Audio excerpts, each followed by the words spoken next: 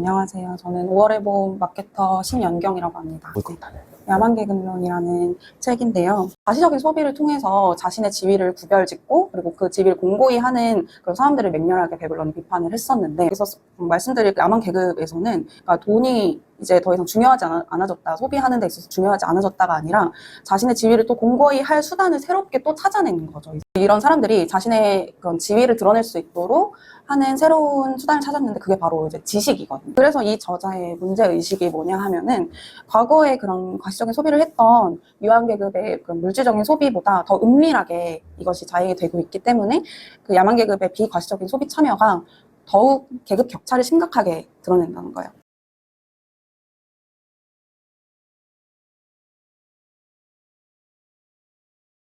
먼저 간단하게 자기소개 길게 해주셔도 되고요.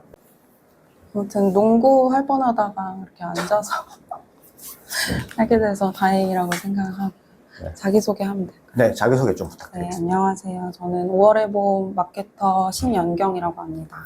와, 5월의 봄 출판사, 네, 대한민국의 대표 사회학 출판사. 대표사 자랑 좀 해주세요.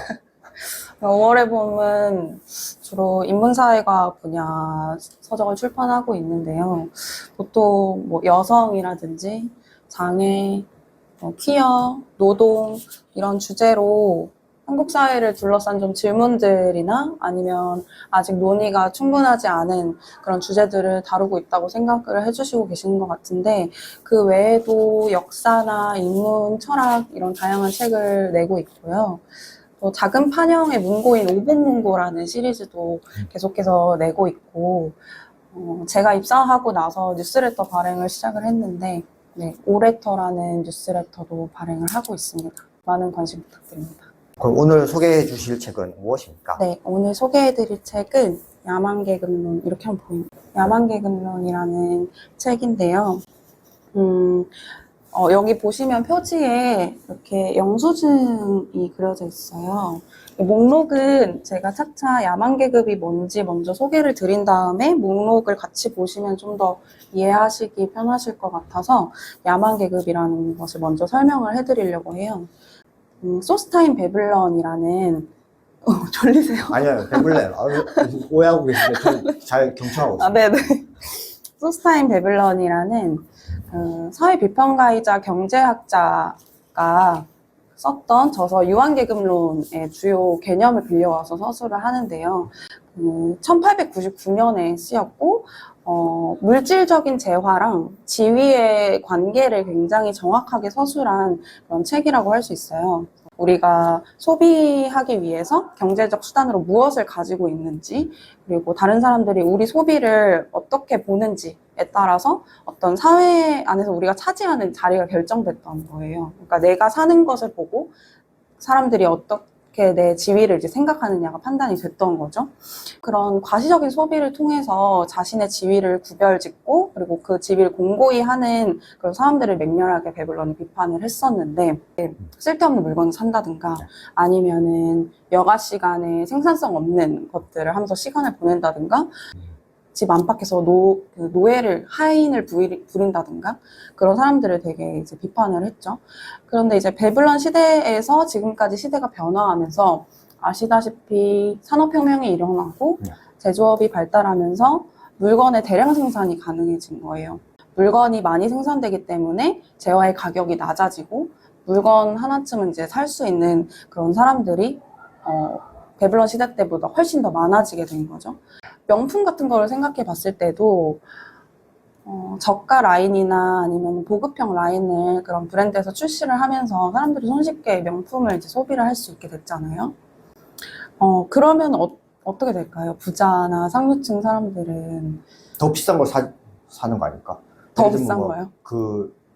더 비싼 거. 전용기를 산다거나. 그러니까 돈이 이제 더 이상 중요하지 않아졌다, 소비하는 데 있어서 중요하지 않아졌다가 아니라 자신의 지위를 또 공고히 할 수단을 새롭게 또 찾아내는 거죠, 이 사람들이. 그러니까 왜냐하면은 내가 사는 것을 얘도 사고 쟤도 사고 걔도 사면은 그걸로 내 지위를 공고히 했었는데 이제 분별력이 없어지잖아요. 이런 사람들이 자신의 그런 지위를 드러낼 수 있도록 하는 새로운 수단을 찾았는데, 그게 바로 이제 지식이거든요. 지식 수준이나 문화 자본이나 그런 사회 의식을 드러내는 비과시적인 소비를 하기 시작했다는 거거든요.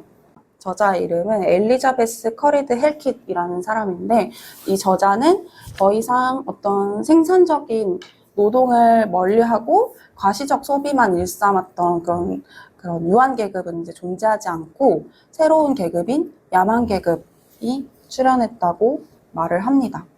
그래서 여기 표지에 이제 영수증 목록을 같이 보시면 이 야만 계급이 소비하는 목록이라고 봐주시면 되는데요. 제가 같이 읽어드릴게요. 몇 개만 읽어드릴게요. 하나하나 손으로 잘 익은 열매만 선별 수확해 빈티지 로스터기로 볶은 스페셜티 커피. 아, 커피. 비싼 네, 커피. 네, 비싼 커피. 그리고 또 뭐가 있냐면 부티크 주인이 아일랜드에서 직접 골라온 회색 캐시미어 스웨터. 부티크 주인이 아일랜드에서 어떻게 직접 공수해오는지 어떻게 아냐는 거예요. 예를 들어서 그런 정보를 얻을 수 있는 인스타그램이나 뭐 트위터나 그런 데서 봤다든가, 누구를 팔로우할지 아는 것, 이런 것도 지식이 될 수 있겠죠. 그리고 중요한 것은 그것을 알만한 사람들끼리만 알아본다는 거예요. 그게 바로 비과시적 행동을 한다는 것인데, 그렇게 되게 은밀하게 이행이 되는데, 책에 나온 예시 중에 재밌는 것 중에 이제 다이닝룸에 대한 말이 나오거든요. 다이닝룸이 뭔지 아시나요? 다이닝룸 뭐 약간 왜 저한테 질문 계속하세요? 같이 하는. 약간 막 그 되게 고급스러운 요리를 하는 그런 공간 아닌가요? 네, 이제 주방 외에 또 이제 하나의 룸에서 사람들이랑 모여서 거기서 또 식사도 한다든가, 이거 뭐 다이닝룸에서 우리 뭐 그거 하자 이렇게 말하는 거는, 그러니까 말하자면 다이닝룸도 있고 주방도 있다는 걸 은은하게 말하는 거죠. 그러니까 그런 식으로 막 예를 펜트하우스 막 80평대 이렇게 살아야 되겠네요. 꼭 그렇지 않아도 이제 어떤 공간이 마련이 되어 있으면 그런 말을 할 수도 있다는 거죠. 구별을 짓는 거죠, 은은하게.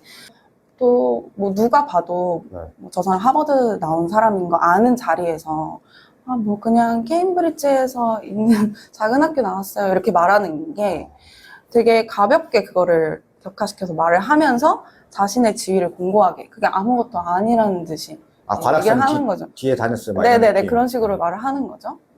뭐 신촌에서 자주 놀았어요 이렇게 말을 하는 거죠. 근데 되게 재밌는 거는 야만 계급이라고 해서 모두 다 경제적으로 풍족한 건 아니거든요. 물론 돈이 많은 사람들이 상대적으로 많겠죠. 많은데, 그러니까 야만 계급 중에서도 경제적인 하위 집단이 이제 존재하는데, 그 사람들의 이제 행동을 보면은 그 비과시적인 소비와 지위의 관계가 잘 드러나거든요. 예를 들어서 이 책에서 예시로 드는 거는 이제 영화계 종사자, 시나리오 작가, 뭐 20, 30대 출판계에 일하는 문화 젊은 산업. 도시인들, 그런 문화산업에 종사하는 그런 사람들. 그러니까 저도 보면서 되게 많이 찔렸는데요. 집세나 간신히 내는데 힙한 사람들 있잖아요. 그러니까 자신들이 뭔가 있어 보이는 정보를 되게 많이 알고 있는 사람들. 그러니까 뭔가 뭐가 쿨하고 뭐가 멋진지 아는 그런 정보야말로 그런 사람들이 가진 전부인 거예요. 그러니까 돈보다는 노동시장 내에서 엘리트가 아니더라도 그런 희소한 정보를 통해서 자신의 어떤 엘리트주의를 실천을 하게 되는 거죠. 이런 사람들은 누가 쓴 글을 읽어야 되는지, 뭐 누구 인스타그램 팔로우 해야 되는지, 그러니까 뭘 소비해야 되는지, 그런 것들을 이제 드러내면서 자신만의 어떤 엘리트주의를 이제 실천을 하는 건데요. 흥미로운 책이네요. 네네, 맞아요. 그러니까 돈으로는 자신의 지위를 높일 수 없으니까 그런 자본들을 습득하면서 그 야만 계급 안에서도 경제적인 하위 계층에 속한 사람들은 그런 식으로도 지위를 드러낼 수 있다는 거죠. 이 저자의 문제의식이 뭐냐 하면은, 과거에 그런 과시적인 소비를 했던 유한 계급의 그런 물질적인 소비보다 더 은밀하게 이것이 자행이 되고 있기 때문에 그 야만 계급의 비과시적인 소비 참여가 더욱 계급 격차를 심각하게 드러낸다는 거예요. 확대시킨다는 거예요. 그리고 은밀하기 때문에 눈에 잘 보이지 않고, 오늘날에 일어나는 그런 불평등이 단순하게 돈이 많고 정량해서 오는 것이 아니라 그런 심각한 문화적인 그런 자본의 격차에서 이루어지는데, 여기에는 양육이라든지 뭐 지식, 뭐 환경의식, 이런 문화적인 차원에서의 차이라고 여겨지는 것이 이제 포함이 되는 거예요. 근데 여기에서도 이제 경제적인 위치가 당연히 자리하겠죠. 비싼 차를 타거나 아까 말씀해주신 어떤 뭐 전용기를 타거나 이런 걸 사는 것보다는 교육을 하거나 교육을 받거나 아니면 의료에 접근하거나 육아에 참여하거나 학비 뭐 이런 것에 훨씬 더 돈이 많이 드는데 장기적으로 봤을 때 중간 계급은 사실 이런 걸 감당할 여력이 사실 없는 거죠. 집세 내기도 빠듯하고 실업률도 높아지고 이런 상황에서 취향이나 어떤 가치관에 의한 선택처럼 보이잖아요. 이런 커피를 사 먹는 거 아니면은 아이를 어떻게 양육할지 결정하는 것 이런 것들이 취향이나 아니면 도덕적인 선택처럼 여겨지는 것에 굉장히 큰 문제가 있다고 여기는데요. 그러면 이제 불평등이 은폐되기 때문이죠. 그래서 문화 지식을 얻는 것이나 어떤 양육에 힘을 쏟는 것이나 이런 것은 취향이나 가치관 같은 게 아니라 그런 사회 경제적인 그런 위치에 따른 선택이다. 라고 말을 하는데요. 되게 거시적인 관점에서도 사회를 바라볼 수 있고, 그리고 미시적인 관점으로도 자신의 어떤 소비자 정체성을 한 번 더 되돌아볼 수 있는 그런 좋은 책이라는 생각이 들어서 오늘 소개를 하게 되었습니다. 네. 많이 읽어주세요. 미국의 어떤 데이터를 기반으로 한 것이긴 하지만 세계 여러 나라에서 지금 이런 현상들이 일어나고 이런 계급이 생겨나고 있기 때문에 우리나라 한국 사회에 비추어 봐도 전혀 어색하지 않은 이야기들로 좀 가득하고 예시도 되게 촌철살인으로 아까 말씀드렸던 뭐 다이닝룸, 뭐 신촌 뭐 학교 뭐 이런 것처럼 되게 얼굴이 화끈거리면서 읽을 수 있는 그런 책이라는 생각이 들어요.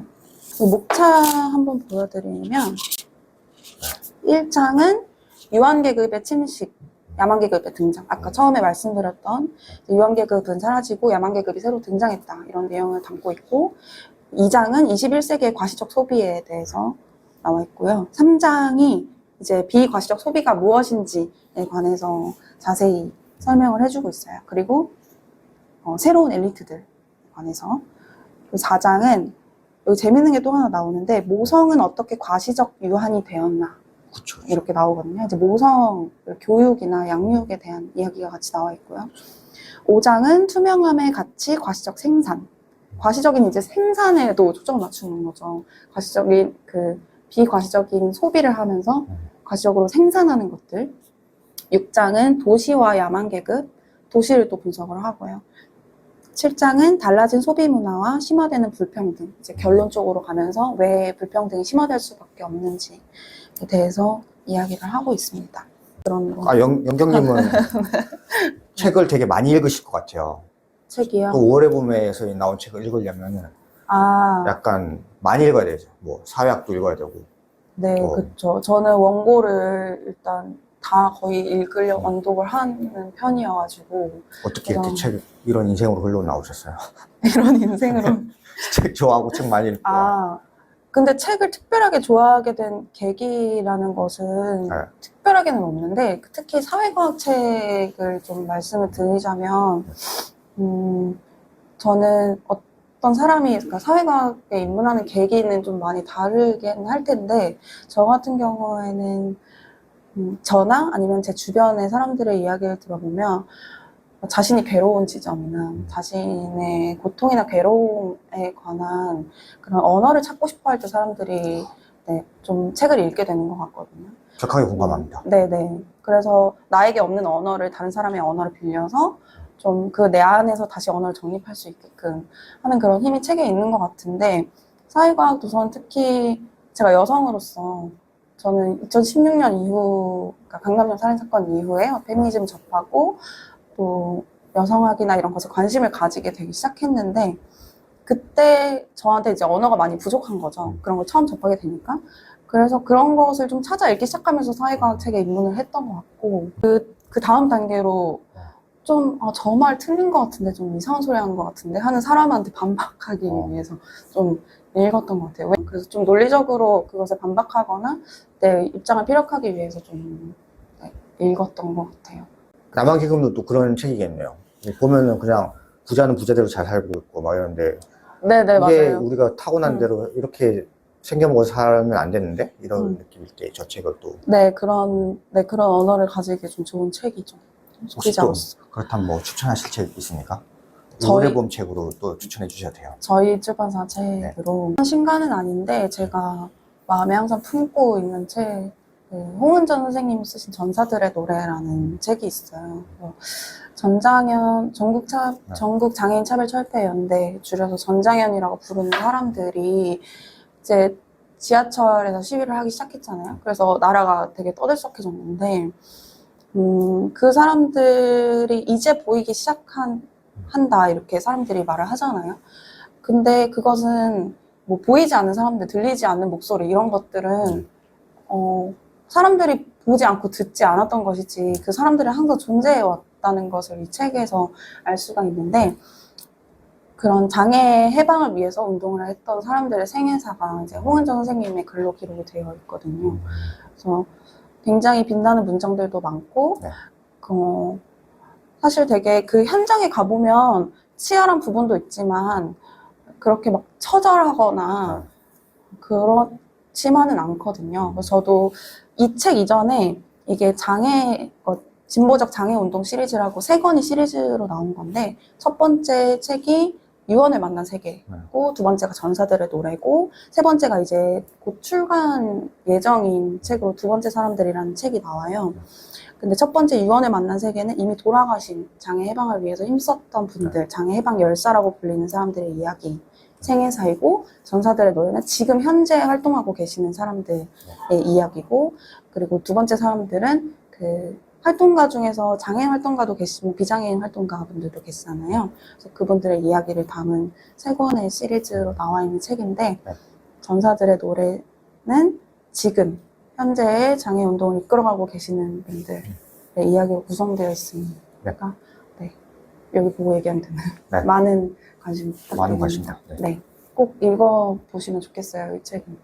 그래서 이 사람들이 지금 갑자기 튀어나온 사람들이 아니고 계속 이 얘기를 해왔던 사람들이 있었다는 것을 좀 그들의 생애사를 통해서 알 수 있는 책입니다. 혹시 끝으로 한 말씀 해주실 게 있습니까? 5월에 봄에 앞으로도 많은 관심 부탁드리고, 저희 발행하고 있는 올해터에도 많은 관심 부탁드립니다. 올해터는 어떻게 받을 수 있어요? 올해터는 5월에 봄 인스타그램에 들어오면 그 위에 링크트리 바이오가 걸려 있거든요, 바이오에. 그래서 거기 링크 클릭하시고 이메일 입력하시면은 바로 구독 하실 수 있습니다. 네, 맞습니다. 불러주셔서 감사합니다. 네, 감사합니다. 네. 야만기금 한 번 더 흔들어 주시죠. 감사합니다. 감사합니다. 네.